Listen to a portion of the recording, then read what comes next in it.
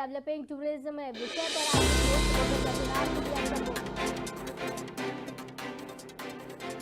PM Modi ने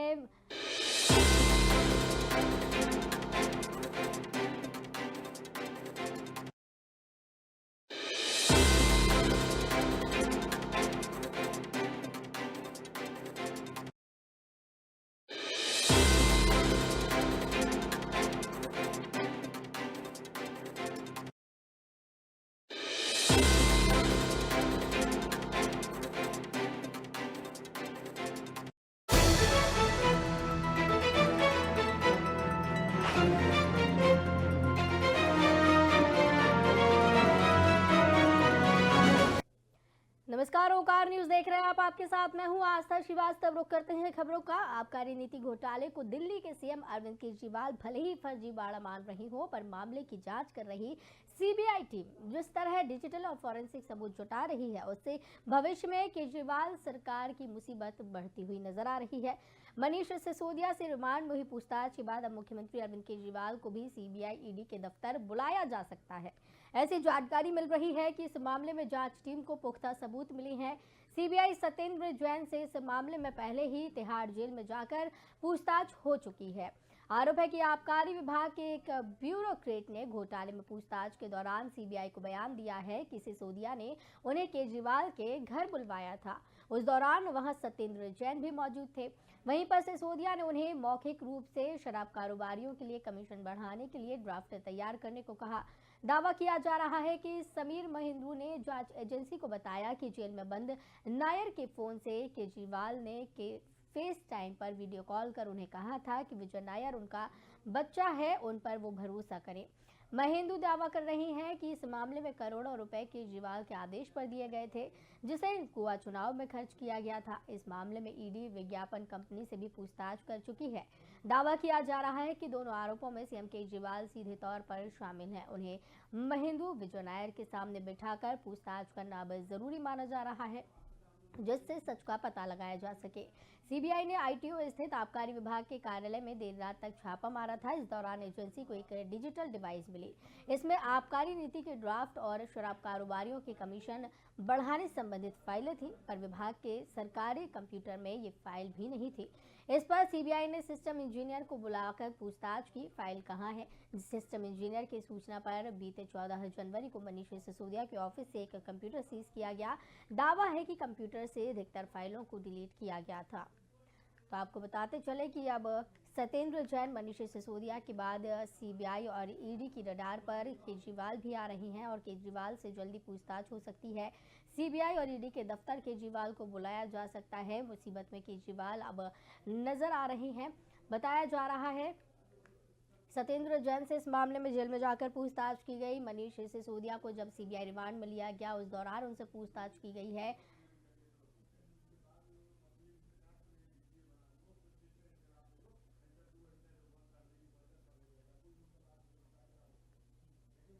हाँ, आरोप है कि आबकारी विभाग के एक ब्यूरोक्रेट ने घोटाले में पूछताछ के दौरान सीबीआई को बयान दिया था कि सिसोदिया ने उन्हें केजरीवाल के घर बुलवाया। उस दौरान वहां सत्येंद्र जैन भी मौजूद थे। तो वहीं पर सिसोदिया ने उन्हें मौखिक रूप से शराब कारोबारियों के लिए कमीशन बढ़ाने के लिए ड्राफ्ट तैयार करने को कहा था।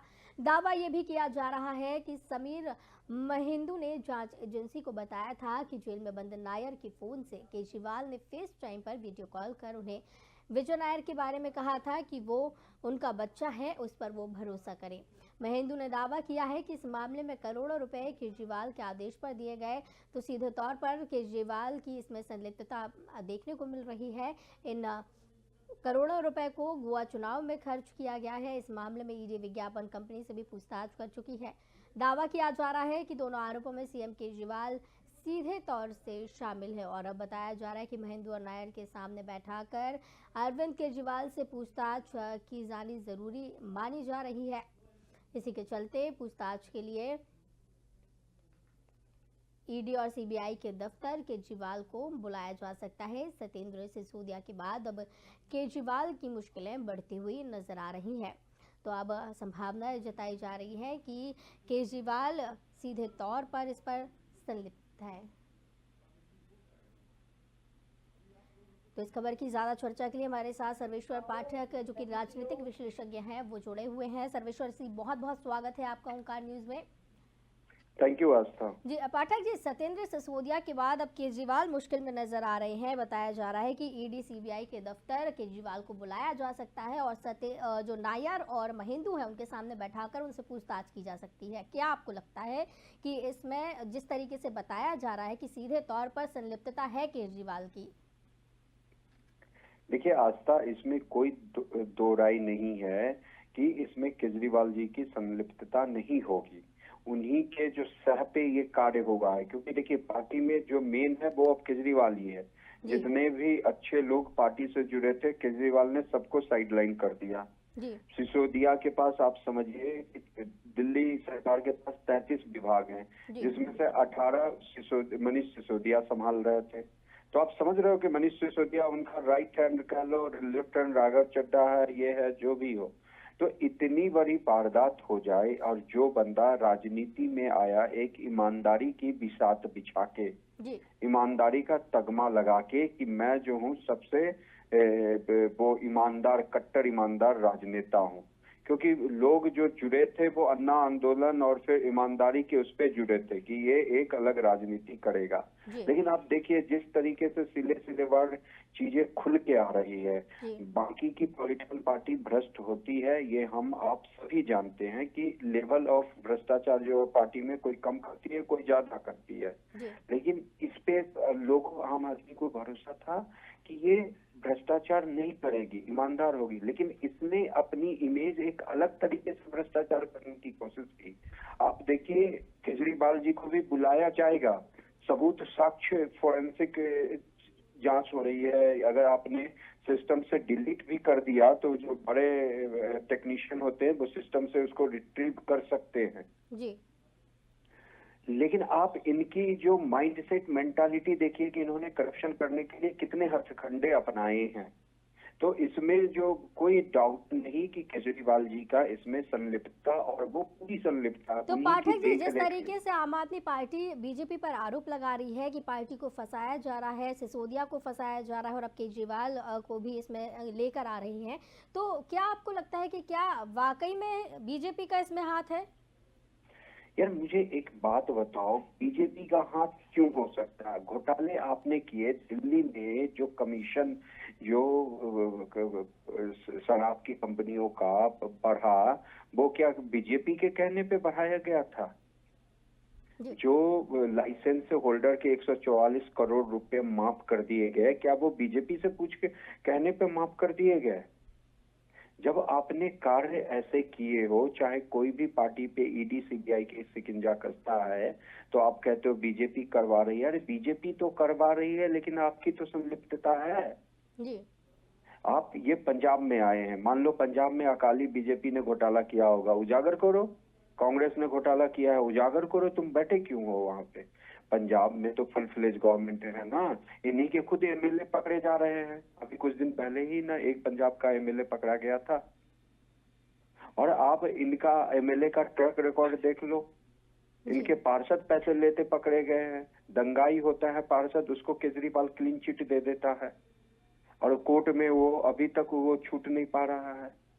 मैं तो कहता हूं कि अगर केजरीवाल की संलिप्तता है और सबूत हो तो कम से कम सजा हो, क्योंकि ऐसे धोखेबाज नेता हमने नहीं देखा।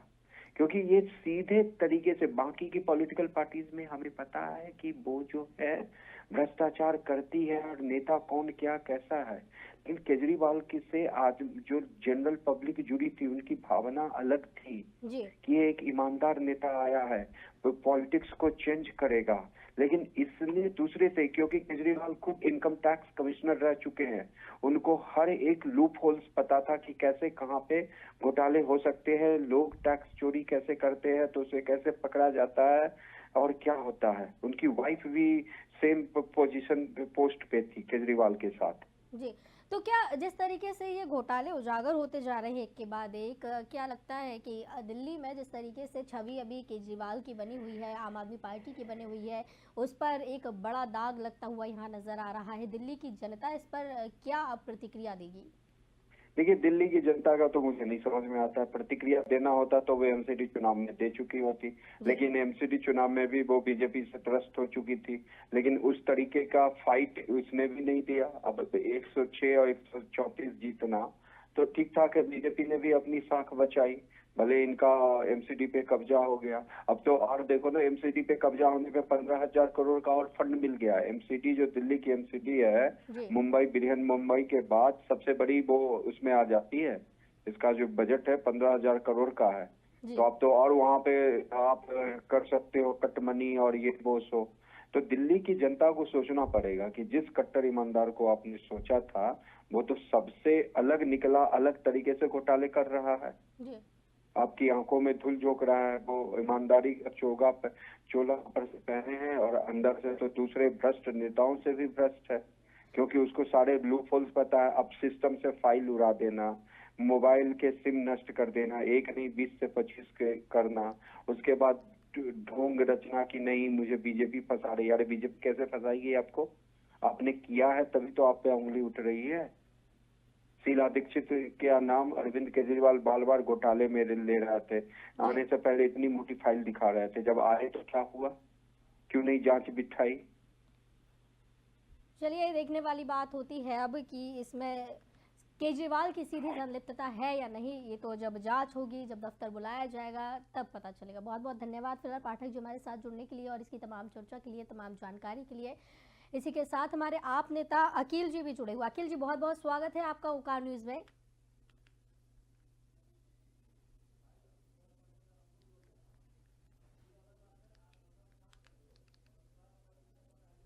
अकील जी, आवाज आ रही है आप तक?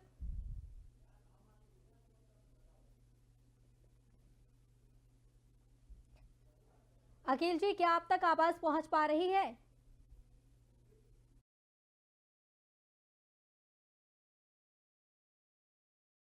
खामियों की वजह से लगता है संपर्क उनसे टूट गया है हमारा।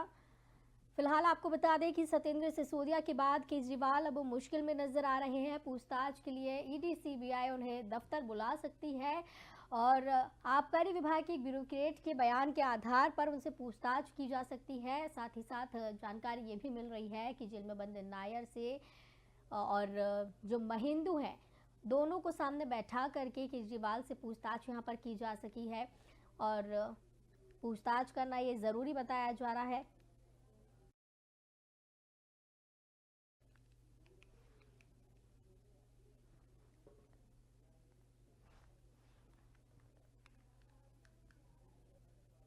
तो आम आदमी पार्टी ने बीजेपी और केंद्र सरकार के खिलाफ एक अभियान का कार्यक्रम तय किया है। सभी 70 विधानसभा क्षेत्रों में कार्यकर्ता बैठक करेंगे, जबकि प्रदेश कार्यालय में मोहल्ला सभा के लिए बैठक होगी। वहीं सोमवार और मंगलवार को सभी पोलिंग स्टेशनों पर मोहल्लों में बैठक की जाएगी, जबकि 10 मार्च से 2500 नुक्कड़ सभाएं करने का सिलसिला शुरू होगा। प्रदेश संयोजक गोपाल राय ने बीजेपी के खिलाफ शुरू किए जाने वाले अभियान के संबंध में संगठन के पदाधिकारियों के साथ बैठक की है।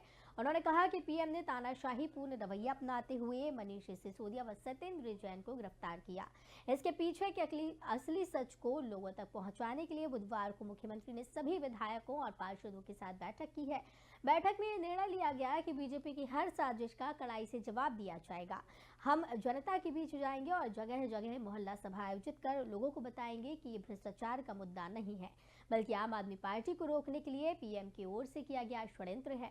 बीजेपी शराब घोटाले में सिसोदिया पर पैसे खाने का आरोप लगा रही है, जबकि केंद्र सरकार की एजेंसियां 6 महीने से सिसोदिया के घर, बैंक, लॉकर और गांव में छापे मार रही है, लेकिन सीबीआई को एक चवन्नी भी नहीं मिली। जब सिसोदिया ने किसी से पैसे लिए ही नहीं तो मिलेंगे कैसे?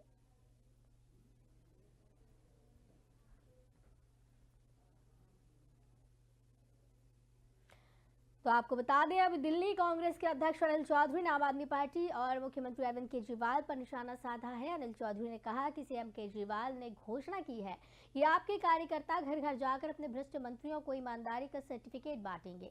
ऐसे में कांग्रेस भी पीछे नहीं रहने वाली। पार्टी के कार्यकर्ता दिल्ली के हर नुक्कड़ चौराहे पर केजरीवाल के जेल में बंद मंत्रियों के पोस्टर लगाएगी और घर घर जाकर उनके कारनामों से जनता को अवगत कराएगी। उन्होंने कहा कि दिल्ली कांग्रेस सभी नेताओं से विचार विमर्श कर इसकी रूपरेखा तैयार कर रही है। अनिल चौधरी ने कहा कि कांग्रेस के आरोप सही साबित हो रहे हैं। केजरीवाल के मंत्रियों को जेल से इस्तीफा लिखना पड़ रहा है। उन्होंने कहा कि केजरीवाल को गद्दी छोड़ दिल्ली के घर घर जाकर माफी मांगनी चाहिए। कांग्रेस नेता ने कहा कि आज दिल्ली में केजरीवाल का जन लोकपाल होता तो उनकी पूरी कैबिनेट जेल में होती। उन्होंने कहा कि मीडिया में चर्चा है कि केजरीवाल 2 शराब घोटाले सहित तमाम घोटाले में सम्मिलित मंत्रियों से इस्तीफा लेने के बाद शराब घोटाले में शामिल 2 ऐसे विधायकों को मंत्री पद से सुशोभित कर रही हैं जिनके ऊपर शराब घोटाले से भी गंभीर आरोप हैं। उन्होंने आगे कहा कि दिल्ली कांग्रेस ने विशाल प्रदर्शन कर केजरीवाल को गद्दी छोड़ने की मांग रखी है। अगर केजरीवाल नैतिकता के आधार पर इस्तीफा नहीं देते तो कांग्रेस जनता के बीच जाकर उनके शराब घोटाले से तमाम घोटालेबाजों को मंत्री पद पर बने रखने के साथ साथ खुद बिना किसी पद को गद्दी पर बैठ ईमानदारी का चोला ओढ़ने का सच जनता को बताएगी। उन्होंने कहा कि बीजेपी भी शराब घोटाले में बराबर की जिम्मेदार है। कांग्रेस ये भी जनता तक पहुंचाएगी।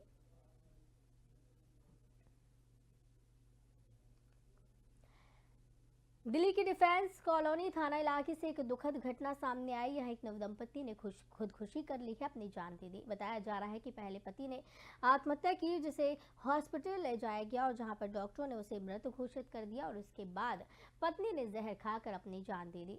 पुलिस से मिली जानकारी के अनुसार डिफेंस कॉलोनी थाने की पुलिस को पीसीआर कॉल से हुडगो प्लेस के ट्रांजिट कैंप में रहने वाली एक महिला की आत्महत्या कर लेने की सूचना मिली। पुलिस ने मौके पर पहुंचकर कॉलर आशीष तिवारी ने बताया कि उनकी पड़ोसी का घर सेंट्रल लॉक सिस्टम से अंदर से लॉक था, जिसे सिक्योरिटी गार्ड तोड़कर अंदर गए। जहां पर महिला को जमीन पर अचेत अवस्था में देखा गया, उनके मुंह से झाग निकल रहा था। इसके बाद पुलिस तुरंत महिला को सफदरजंग अस्पताल लेकर पहुंची, जहां डॉक्टरों ने उन्हें मृत घोषित कर दिया। मृतका की पहचान 32 साल की मोनिका के रूप में हुई है। पूछताछ में पुलिस को पता चला है कि मृतका मोनिका के पति 37 साल के अजयपाल जोरबाग मेट्रो स्टेशन के पास डीजीसीए सेल में कार्यरत थे और उन्होंने बीती रात आत्महत्या की थी। उनकी पत्नी मोनिका उन्हें अस्पताल लेकर गई, जहां डॉक्टरों ने उन्हें मृत घोषित कर दिया। इसके बाद सदमे में उन्होंने भी घर में आकर अपनी जान ले ली। पुलिस ने दोनों की बॉडी को सफदरजंग अस्पताल में मॉर्चरी की शिफ्ट करवाया है और आगे की कार्रवाई में जुट गई है।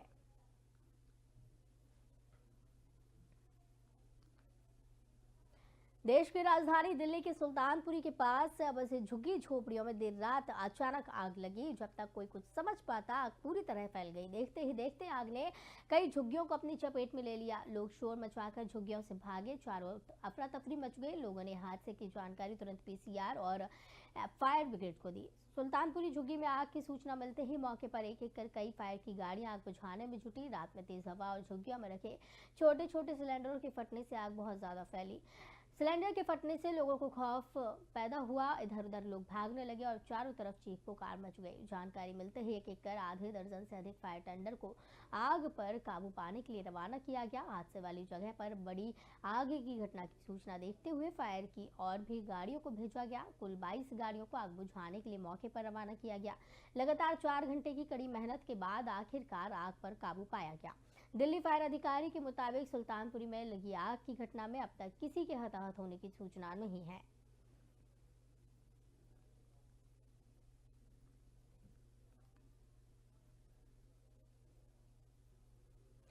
फरीदाबाद जिले में बीती रात गुरुग्राम फरीदाबाद रोड पर एक बड़ा हादसा हुआ, जहां गुरुग्राम से जन्मदिन मनाकर लौट रहे कार सवार 6 दोस्तों की कार अनियंत्रित होकर डिवाइडर से जा टकराई। दूसरी तरफ जा रहे ट्रॉली से ये गाड़ी टकराई है। टक्कर लगने के बाद कार बुरी तरह क्षतिग्रस्त हुई। कार सवार सभी दोस्तों की मौके पर ही मौत हो गई। सभी दोस्त पलवल के रहने वाले बताए जा रहे हैं। मृतक की पहचान पुतिन, जतिन, आकाश, संदीप, बलजीत और विशाल के रूप में हुई है।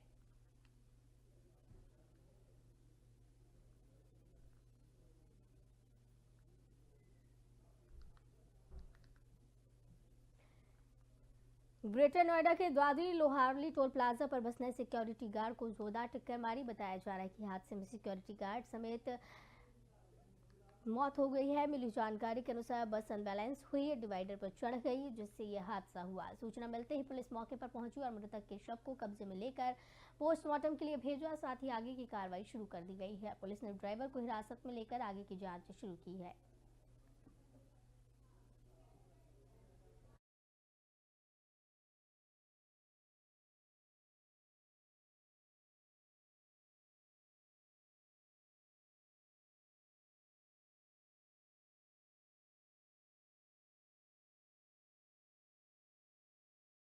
टक्कर मारी है। टोल प्लाजा पर ये पूरा हादसा देखने को मिला है और पुलिस ने ड्राइवर को हिरासत में ले लिया है और मामले की जांच में जुटी है। मामले में आगे पूछताछ की जा रही है। सीसीटीवी कैमरे से ये तस्वीरें सामने आई हैं जो कि आप देख सकते हैं। इस दौरान एक सिक्योरिटी गार्ड की मौत हो गई।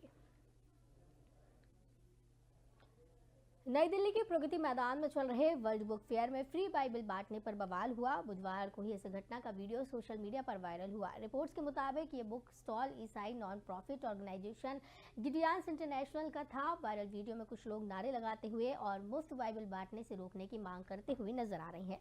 प्रदर्शनकारी बाद में नारे लगाते हुए वहीं बैठ गए। बाद में सुरक्षा और पुलिस कर्मियों के बीच बचाव किया गया और वहां से उन्हें हटाया गया। वीडियो में प्रदर्शनकारी सदस्य खुद के हिंदू संयुक्त मोर्चा का दिल्ली प्रमुख होने का भी दावा कर रहा है।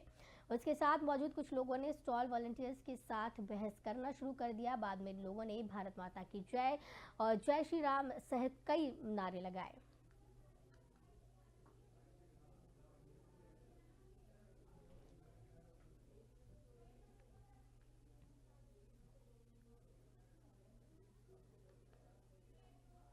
तो राजधानी दिल्ली के शाहदरा डिस्ट्रिक्ट साइबर सेल ने एक ऐसे गिरोह का भांडाफोड़ किया है जिसने बड़ी ठगी को अंजाम दिया। आपको बता दें, DCP Rohit Kumar Meena, joint commissioner Chhaya Sharma और उनके कई अधिकारियों ने मिलकर इस गुत्थी को सुलझाया है।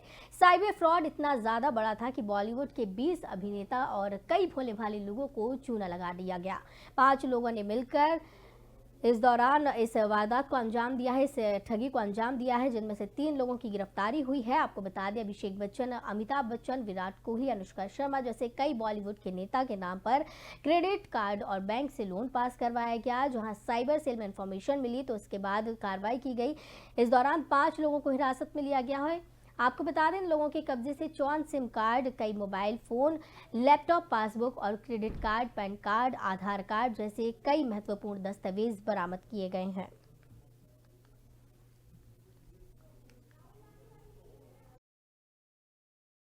डीसीपी रोहित कुमार मीणा जी हमारे साथ है। यानी सेलिब्रिटी के साथ जो है फ्रॉड करने का मामला सामने आया, इसी बात करने के लिए सर क्या मामला था और किस तरीके से इन लोग को धर दबोचा गया और कितने लोग हैं? हमने 5 लोगों को अभी अरेस्ट किया है। मामला ये है कि सेलिब्रिटीज़ के ये सारे जो ओरिजिनल जो डिटेल्स हैं उनको लेके फॉर्ज करके अपनी आइडेंटिटी बनाते थे और उसके बाद उनको बैंकिंग सिस्टम में अपलोड करके उस पर KYC प्रोसेस को बाईपास करके और फिर उस पर वो लोन उठा लेते थे और लोन का मिसयूज़ करते थे। और कितने लोग इसके झांसे में आ चुके हैं और कितने सेलिब्रिटी के पास जो है ऐसे फ्रॉड हो चुका है? ये लगभग 93 जो एमिनेंट पर्सन्स और सेलिब्रिटीज़ को इन्होंने किया था और हमें कंपनी की तरफ से 22 लाख की कंप्लेंट मिली थी। हम 90 लाख प्लस का हम इसमें अभी तक ट्रांजैक्शन देख पाए हैं। कुछ सेलिब्रिटी का नाम ऊपर आ सकता है जिस तरीके से इसमें जैसे अभिषेक बच्चन हैं, महेंद्र सिंह धोनी हैं और कई फिल्म स्टार्स हैं, उनके ऐसे नाम हैं कि साइबर सेल यूनिट ने 5 अभियुक्तों को पकड़ा है और इनसे ये पता चला कि किस तरीके से ये जो गवर्नमेंट के डॉक्यूमेंट्स होते थे जैसे कि आधार कार्ड या पैन कार्ड उनको फॉर्ज करते थे और ज़्यादातर इन्होंने सेलिब्रिटीज़ जैसे famous actors, cricketers, music directors उनको लिया और उनकी पैन कार्ड और आधार कार्ड्स में मॉडिफिकेशन करके उनके नाम पे कार्ड्स बनवाए और एक कंपनी थी वन कार्ड करके उनसे क्रेडिट कार्ड इशू करवाया। और क्योंकि इन सब सेलिब्रिटीज़ की जो क्रेडिट लिमिट होती है वो बहुत अच्छी होती है, तो जैसे अभिषेक बच्चन की इन्होंने यूज़ करी तो उनकी अगर क्रेडिट लिमिट 10 लाख है तो 10 लाख की शॉपिंग कर सकते थे या 10 लाख के चीज़ें खरीद सकते थे तो उस पर लोन ले सकते थे। तो इस तरीके से इन्होंने इस क्रेडिट कार्ड कंपनी को फ्रॉड किया इसके साथ। और हो सकता है कि ये जो अभी लोग हैं इनको भी पता भी ना हो कि इनके जो मेन डॉक्यूमेंट्स हैं जैसे आधार कार्ड और जो इनका पैन कार्ड है इनके ओरिजिनल नंबर्स यूज़ करें और ओरिजिनल उसमें चेंजेस करें, तो इनको पता भी नहीं होगा कि इनके नाम पे उन्होंने कुछ लोन ले लिया है या उन्होंने कुछ शॉपिंग करी है जिसका बिल इवेंचुअली उनको आएगा। तो इस बुलेटिन में फिलहाल इतना ही। मुझे दीजिए इजाजत। नमस्कार।